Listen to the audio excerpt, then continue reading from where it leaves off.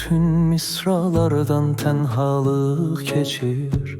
Könlüm susur qaranlıqda bir yerdə bitir. Səssiz yağır həsrətin kimsəsiz yağıntısı.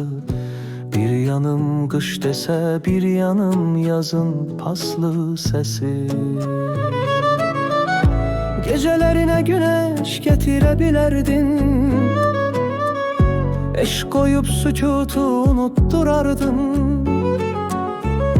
Torpağın qoxusuyla göy üfüqlər qırılar, amma hələ qaranlıq yenidən qalar.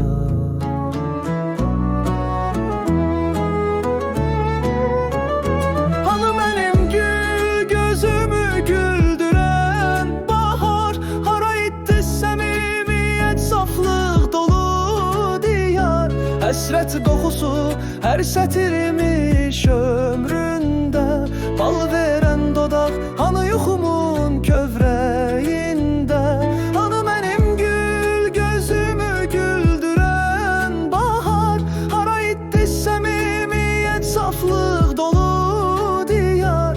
Həsrət qoxusu hər sətirmiş ömründə, bal verən dodaq hanı yuxumun kövrəyində.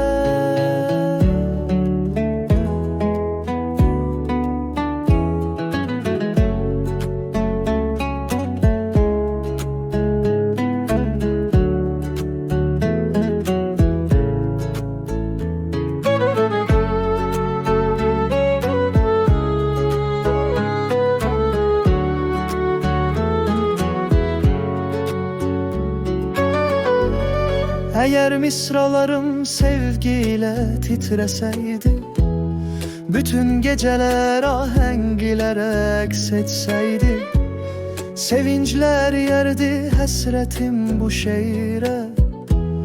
Bütün geceleri dille bezerdim defelerle. Torpaq kokusu derinleşir her nefeste, gözler ağırlaşır, dert çıxır sinədə. Qaranlıq çökür günə üsyan edənlərə, təbəssümlər hara gedib qış yüklənəndə.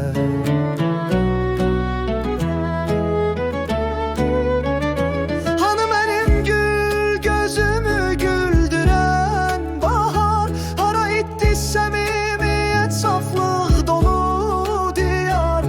Həsrət qoxusu hər sətirmiş ömründə, bal verən dodaq hanı yuxumun kövrəyində.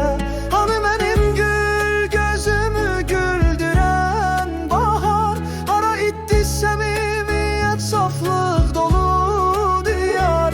Həsrət qoxusu hər sətirmiş ömründə, bal verən dodaq hanı yuxumun kövrəyində.